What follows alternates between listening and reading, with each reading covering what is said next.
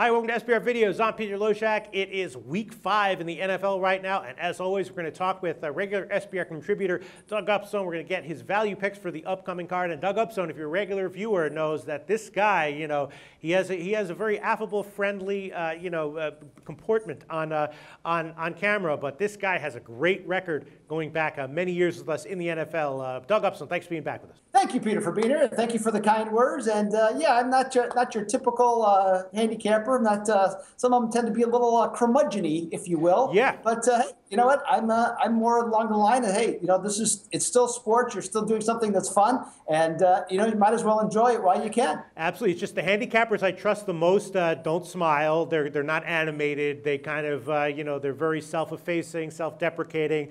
You're the opposite, but your record absolutely speaks for itself. So I'm always very excited to hear what you have to tell us. What's your first value pick for NFL Week 5? Peter, my first value pick is the Detroit Lions. Now, so far, I think Jim Caldwell, the first-year coach, should definitely be saluted for some of the changes that he's instituted with his team. And the number one change was getting Matthew Stafford to change his throwing motion. Because if you remember, in the last couple of years, it's deteriorated, and he throws a lot of sidearm balls. This year, he's been much more over the top. His velocity is better, and also his interceptions are down, and his completion percentage is higher.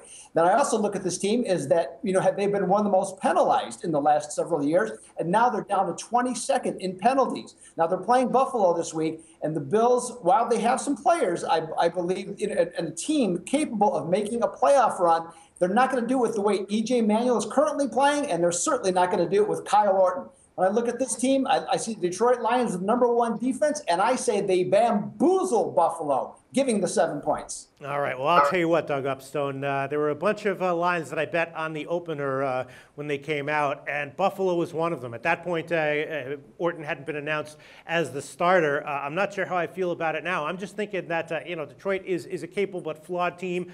Buffalo should be, I think, a little bit better than they have been. With Orton starting, I'm just a little bit worried that he's just doing it for a paycheck right now. I'm not exactly sure, but I'm just hoping that he can be serviceable. 7 points is a lot of points in the NFL, Doug Upstone.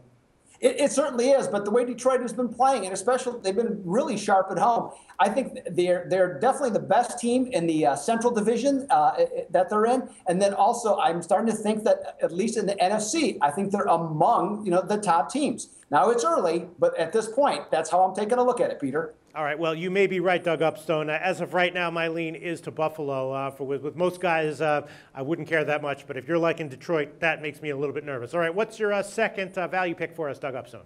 My second value pick is I'm taking a look at the Atlanta Falcons this week. Now, last week, they were absolutely pathetic at Minnesota, giving up 558 yards to a rookie quarterback.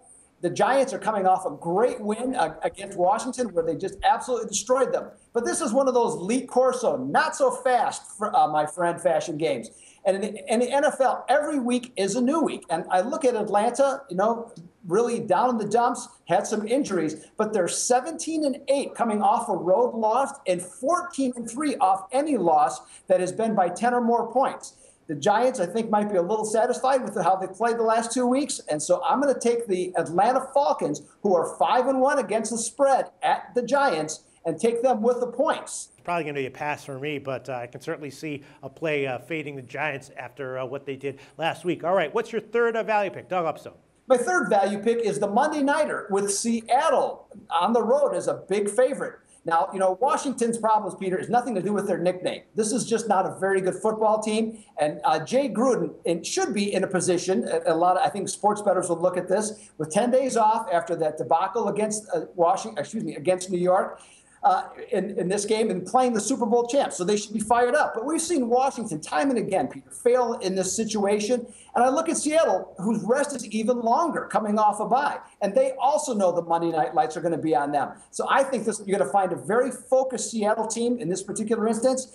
They know that last week that Washington did not blitz hardly at all for reasons unknown. So that's been their MO with this defensive coordinator. They'll blitz like crazy, which I think opens up a lot of areas for Marshawn Lynch and for Percy Harvin.